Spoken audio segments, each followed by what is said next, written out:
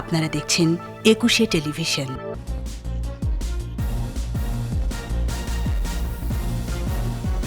Corona থেকে মানুষকে বাঁচাতে ভবিষ্যতে কঠিন পদক্ষেপ বললেন প্রধানমন্ত্রী। নবীন কর্মকর্তাদের সততার সাথে দায়িত্ব পালনের নির্দেশ। একদিনে রেকর্ড ৭৪ জনের মৃত্যু। এখন কোভিড রোগী ৯১,৫০০, হাসপাতালে শয্যা বাড়ানোর পরিকল্পনা। যে কোনো সময় গ্রেফতার মামুনুল। হেফাজতের তাণ্ডবে শিশুদের ব্যবহার করার পেছনে থাকা ১০০ জন শনাক্ত।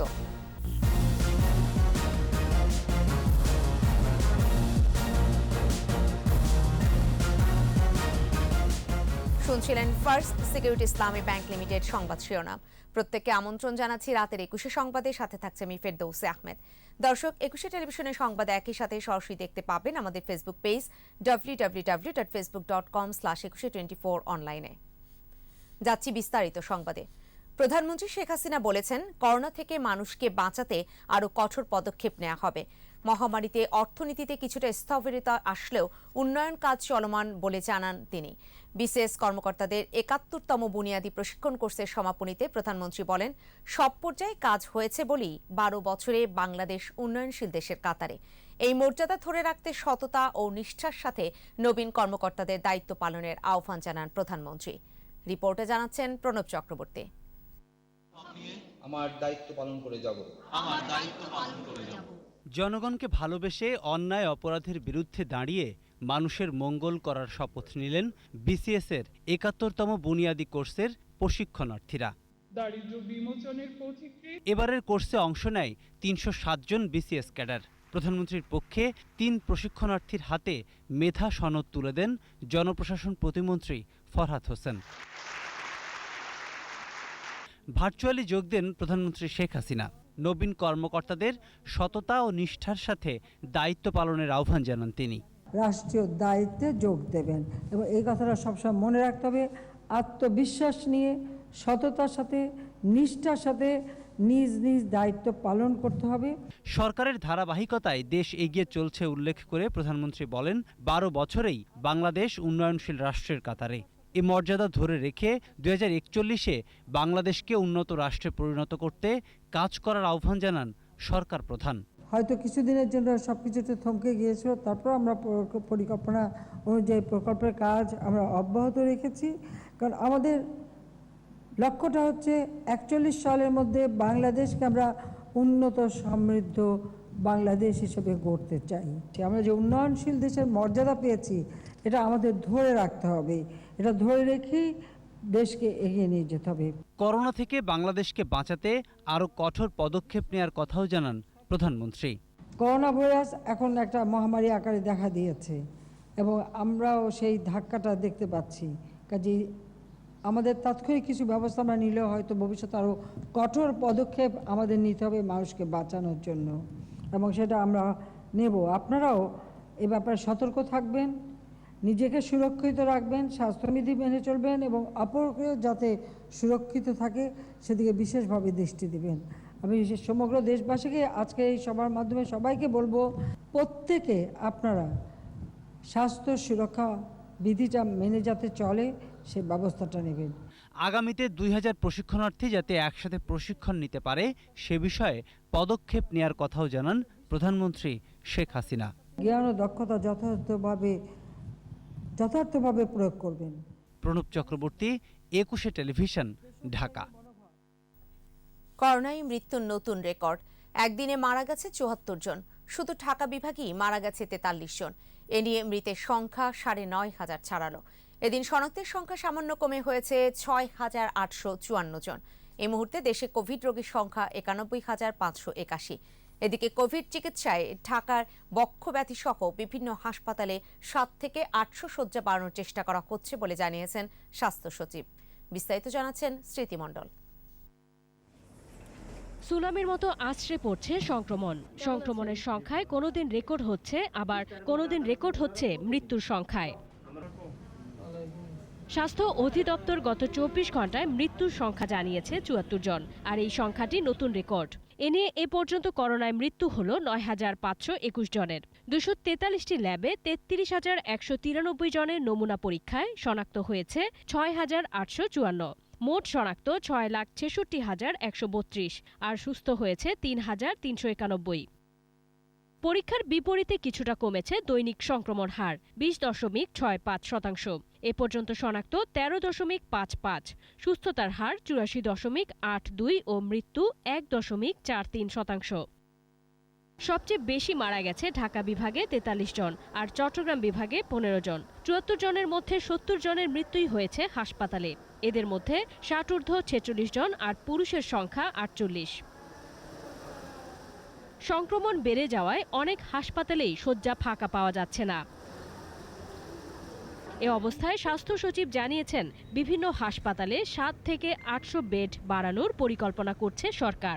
আমরা পর্যায়ক্রমে বক্ষব্যাধি হাসপাতাল সহ আরও যে হাসপাতালগুলি আছে সকল হাসপাতাল সহ এক্সিস্টেন্সের ভিতরে আমরা স্বল্প সময়ের ভিতরে আরও হয়তো 7 থেকে 800 বৃদ্ধি করে ফেলার চেষ্টা করব।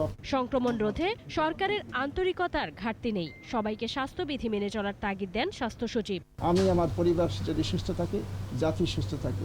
স্মৃতি মণ্ডল, 21 টেলিভিশন, ঢাকা। হেফাজতের তাণ্ডবে মাদ্রাসা শিশুদের ব্যবহার করার তথ্য পেয়েছে আইনশৃঙ্খলা রক্ষাকারী বাহিনী।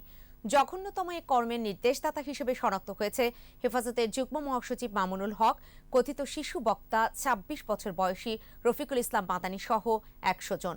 তাণ্ডবের স্থির চিত্র ও ভিডিও ফুটেজ এবং কথোপকথনের রেকর্ড, মুঠোফোন বার্তা ও চিরকুট হাতে পাওয়ায় নির্দেশদাতাদের ধরতে অভিযানও শুরু হয়েছে। গবেষকরা বলছেন, মাদ্রাসার কোমলমতি শিশুদের রক্ষা করতে সরকারকে উদ্যোগ নিতে হবে। বিস্তারিত জানাচ্ছেন দীপু শিকদার। প্রধানমন্ত্রী মানি না যদি ইসলামের বিরুদ্ধে আমি মানি না রাষ্ট্রপতি। সরকার রাষ্ট্র ধর্ম নিয়ে উগ্র বক্তব্য আর উস্কানি দিয়ে এরই মধ্যে আলোচিত নেত্রকোনার কথিত শিশু বক্তা 26 বছরের রফিকুল ইসলাম মাদানী। এই কওমি আলেমরাই যাদেরকে তোমরা কাকমুল্লাহ বলো, এরাই বাংলার তৌহিদি জনতাকে নিয়ে রাজপথে আন্দোলন করে। গত 26 মার্চ থেকে 31 মার্চ পর্যন্ত ঢাকা, ব্রাহ্মণবাড়িয়া, নারায়ণগঞ্জ, চট্টগ্রাম সহ দেশের বিভিন্ন স্থানে তাণ্ডবে ভূমিকা রাখে এই মাদানী। রাজপথে নেমে নিজেও যেমন তাণ্ডব চালায়, আবার মাদ্রাসার শিশুদেরও মাঠে নামতে নির্দেশ দেয়। বুধবার গ্রেফতার হয়ে মাদানী এখন কারাগারে। হেফাজতের তাণ্ডবে শিশুদের ঢাল হিসেবে ব্যবহারের নির্দেশদাতা যুগ্ম মহাসচিব মামুনুল হক। রিসোর্ট কাণ্ডের পর মামুনুল এখন ভীষণ আলোচিত এক চরিত্র। আমি আমার ওয়াইফ সহ এখানে রিফ্রেশমেন্টের জন্য এসেছি। ভাঙচুর, আগুন, সন্ত্রাসে মাদ্রাসার শিশু ছাত্রদের ঢাল হিসেবে ব্যবহারের হুকুমদাতা হিসেবে একাধিক মামলার আসামি এই মামুনুল। পুলিশ বলছে যে কোনো মুহূর্তে গ্রেপ্তার করা হবে তাকে। তাদের রিসেন্ট কিছু কর্মকাণ্ড দেখে মনে হচ্ছে তারা রাষ্ট্রকে চ্যালেঞ্জ করার সাহস দেখাচ্ছে। রাষ্ট্রের চেয়ে শক্তিশালী কেউ না, কোনো ব্যক্তি না, কোনো প্রতিষ্ঠান না। কঠোরভাবে এগুলা আমরা দমন করব। তদন্ত চলছে, সময় মতো যার যার বিরুদ্ধে আইনানুগ ব্যবস্থা নেওয়া প্রয়োজন, সবকিছু করা হবে। শিশুদের নিয়ে যারা খেলছে তাদের শনাক্ত করেছে র্যাব। অনেক ছবি, ভিডিও র্যাবের হাতে এসেছে, যা দালিলিক প্রমাণ হিসেবে গুরুত্বপূর্ণ। শিশুদের ঢাল হিসেবে ব্যবহারের নির্দেশ দিয়েছেন তাদের মধ্যে মামুনুল, মাদানী সহ 100 জনকে শনাক্ত করা হয়েছে। অনেককে আমরা বিভিন্ন ভিডিও ফুটেজ ও স্থির চিত্রের মাধ্যমে শনাক্ত করতে সক্ষম হয়েছি। এদের বিরুদ্ধে আমাদের ভবিষ্যতে অভিযান অব্যাহত থাকবে। গবেষকরা বলছেন, মাদ্রাসা পড়ুয়া শিশুদের যাতে কেউ এভাবে ব্যবহার করতে না পারে তা সরকারকেই নিশ্চিত করতে হবে। এই শিশু কারা? এরা তো আমাদের দেশের গরিব মানুষের সন্তান, যারা স্কুলে পাঠাবার সামর্থ্য নেই। আমরা এদেরকে এই মৌলবাদী সন্ত্রাসীদের নৃশংসতার জিম্মি বানিয়ে রেখে দেবো। এটা খুবই দুর্ভাগ্যজনক বাংলাদেশের জন্য। আমরা মনে করি শিশুদেরকে রক্ষা করতে হবে। শিশুদের যারা উগ্র মতাদর্শে উদ্বুদ্ধ করছে তাদের ছাড় দেওয়ার কোনো সুযোগ নেই বলেও মন্তব্য তার। দীপু শিকদার, 21 টেলিভিশন, ঢাকা। নিচ্ছি প্রিমিয়ার ব্যাংক লিমিটেড সংবাদ বিরতি। নো মাস্ক নো সার্ভিস বিধি মেনে চলুন, সুস্থ থাকুন। যখন ফিরছি তখন থাকবে। করোনার মধ্যেও অনেকটাই জমজমাট অমর 21 গ্রন্থমেলা। পাঠকের আগ্রহ গবেষণাধর্মী বইয়ে। দেখছেন রাতের 21 সংবাদ। বিশ্বের শান্তি ও স্থিতিশীলতা রক্ষায় বাস্তুচ্যুত রোহিঙ্গাদের নিজ দেশে ফেরত পাঠাতে D8 সহ বিশ্ব সম্প্রদায়ের সহায়তা চেয়েছেন প্রধানমন্ত্রী শেখ হাসিনা। আর করোনা পরবর্তী সময়ে অর্থনীতিকে পুনরুদ্ধারে বিশেষ উদ্যোগ নেবার আহ্বান জানিয়ে বলেছেন, প্রয়োজনে নিজেদের ভ্যাকসিন নিজেরা উৎপন্ন করবে সদস্য রাষ্ট্ররা। আটজাতি এই জোটের নতুন চেয়ারপারসন নির্বাচিত হয়েছেন প্রধানমন্ত্রী শেখ হাসিনা। ঢাকা ঘোষণা এবং 10 বছরের রোড ম্যাপ গ্রহণ করার মধ্য দিয়ে শেষ হয় D8 এর 10ম শীর্ষ সম্মেলন। রিপোর্টে আরও জানাচ্ছেন মোহাম্মদ নুরুন নবী। ঢাকার আয়োজনে অনুষ্ঠিত হলো 8টি মুসলিম দেশের অর্থনৈতিক উন্নয়নের জোট D8 এর 10ম সামিট। করোনার বাস্তবতায় আয়োজনটি ছিল ভার্চুয়াল প্ল্যাটফর্মে। শীর্ষ সম্মেলনের শুরুতেই তুরস্কের প্রেসিডেন্ট রিসেপ তাইয়েফ এরদোয়ান নতুন চেয়ারপারসন প্রধানমন্ত্রী শেখ হাসিনার কাছে আগামী 4 বছরের জন্য D8 এর দায়িত্ব হস্তান্তর করেন। I would like to give the floor to Prime Minister Sheikh Hasina. পরে বক্তব্য রাখেন সদস্য রাষ্ট্র মিশর, Indonesia, Iran, Malaysia, Nigeria, Pakistan, তুরস্ক এর সরকার ও রাষ্ট্রপ্রধানরা। কার্যকর ও টেকসই উন্নয়ন নিশ্চিত করতে D8 ভুক্ত দেশগুলোকে এক হয়ে কাজ করার আহ্বান জানান প্রধানমন্ত্রী শেখ হাসিনা। আহ্বান ছিল রোহিঙ্গা জনগোষ্ঠীকে নিরাপদে নিজ ভূমে প্রত্যাবর্তনে D8 ও বিশ্ব সম্প্রদায়ের উদ্যোগী হবার। If the crisis is not resolved, this may create security concern in the region and beyond. We are grateful to the D8 member states for their support. I would like to urge you to put pressure on Myanmar for taking back the Rohingyas. Need to provide support and assistance to Palestinian refugees from Arakan, Yemen, and Syria who are suffering from persecution, starvation, and poverty on top of COVID-19 pandemic. বিদ্যমান মহামারীতে প্রত্যেক মানুষের vaccine প্রাপ্তির অধিকার নিশ্চিত করার কথা জোর দিয়ে তুলে ধরেন। বলেন, ভ্যাকসিন নিয়ে রাজনীতি নয় বরং সহজলভ্য করতে হবে। কারো দিকে তাকিয়ে না থেকে নিজেদের ভ্যাকসিন তৈরির উদ্যোগের আহ্বান ছিল প্রধানমন্ত্রী শেখ হাসিনার। We can produce vaccination. Then why there should be any restriction? The testing facilities, availability of the seeds or the raw materials or industry, we can manage that. I think we should work on it together. We must support vaccine multilateralism. In times of pandemic, COVID-19 vaccines are a global public good. Willing to collaborate with member states in our effort to achieve socio-economic development through youth empowerment. Corona পরবর্তী সময়ে অর্থনৈতিক পুনরুদ্ধারে বাণিজ্য বাড়াতে D8 এর সক্ষমতা কাজে লাগাতে সুনির্দিষ্ট রোডম্যাপের প্রস্তাব এসেছে। বাণিজ্যের ডিজিটাল ট্রান্সফরমেশন এ একমত সকল দেশ। Member states have waiting for them around the corner important decisions to make in order for cooperation in the post-COVID era.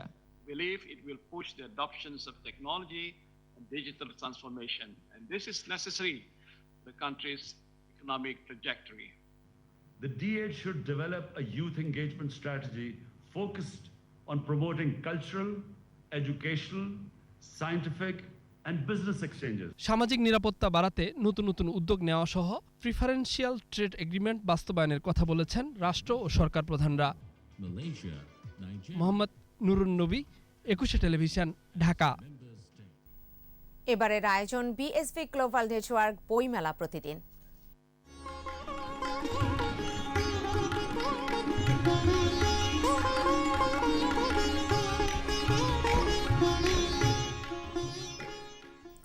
বাইশতম দিনে আবারও অনেকটাই জমজমাট অমর 21 গ্রন্থমেলা। করোনায় মেলার সময়সূচি পরিবর্তন এবং লকডাউনে সমাগম কমেছিল অনেকখানি। বইপ্রেমীরা স্টলে স্টলে ঘুরে কিনেছেন পছন্দের বই। এবার মেলায় গবেষণাধর্মী বই আগের চেয়ে কিছুটা বেশি বিক্রি হচ্ছে বলে জানান প্রকাশকরা। মফিউর রহমানের রিপোর্ট। অমর 21 গ্রন্থমেলার 22তম দিনের বিকেল। গেল কয়েকদিনের যে চিত্র ছিল অনেকটাই বদলে গেছে এদিন। বেড়েছে পাঠক সমাগম। বইপ্রেমীরা ভিড় করছেন বিভিন্ন স্টলে, দেখছেন নানা বই। গল্প, উপন্যাস, কবিতার পাশাপাশি বিক্রি হচ্ছে গবেষণাধর্মী বই। কেউ কিনছেন গবেষণার কাজের জন্য, আবার কেউ বা কিনছেন বিষয়ভিত্তিক জ্ঞান অর্জনের জন্য। প্রকাশকরা বলছেন গবেষণাধর্মী বইয়ের প্রতি পাঠকের আগ্রহ বেড়েছে। গবেষণাধর্মী আত্মজীবনী, প্রবন্ধ খুব ভালো বিক্রি হয়েছে। যারা মূলত গবেষণা করে পিএইচডি করে, ডক্টরেট করে, থিসিস করে, এরাই মূলত আমাদের পাঠক বেশি। একটু সিরিয়াস পাঠক যারা একটু গভীরে যেতে চায়, সাহিত্যের গভীরে যেতে চায়, বাংলা সাহিত্যের গভীরে যেতে চায়, তারা আমাদের এই গবেষণাধর্মী বইগুলো নিয়ে যাচ্ছে। এসব বইয়ের রস আস্বাদন সহজ নয়, তাই এর পাঠকপ্রিয়তা কম বলে মনে করেন অনেক পাঠক। গবেষণা বই আর কি রস কম, এর জন্য তারা কম পড়ে, কিন্তু এই বই আসলে আমাদের পড়া খুবই দরকার। নতুন জ্ঞান সৃষ্টি করার অন্যতম যে জিনিসটার প্রয়োজন সেটা হচ্ছে গবেষণা করা। একটু রিসার্চে একটু আগ্রহ আছে, যার ফলে আমি দেখতে যাচ্ছিলাম যে স্যাররা কিভাবে রিসার্চগুলো করছেন। মেলা শেষ 10 দিনে এসে বই সংগ্রহের পরিমাণ আগের চেয়ে অনেক বেড়েছে। অনেক পাঠকই হাতে বই নিয়ে বের হচ্ছেন মেলা থেকে। 22তম দিনে মেলায় এসেছে 47টি নতুন বই। মফিউর রহমান, একুশে টেলিভিশন, ঢাকা।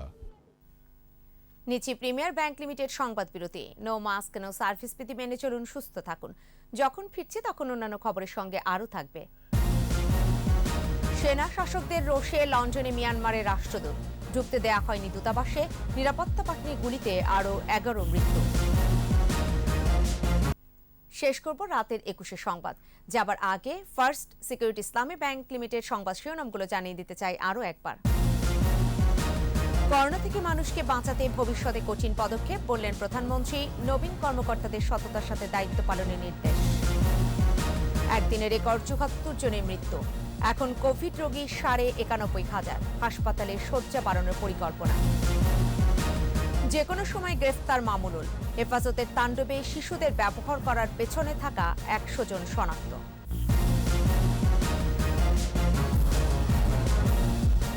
সর্বশেষ খবর জানতে ডায়াল করতে পারেন 2021 নম্বরে, আর ভিজিট করুন ekushe-tv.com এই ওয়েবসাইটে। এছাড়া ফেসবুকে ভিজিট করতে পারেন facebook.com/ekushe24 অনলাইনে। এতক্ষণ সাথে থাকার জন্য ধন্যবাদ। স্বাস্থ্যবিধি মেনে চলুন, সুস্থ থাকুন।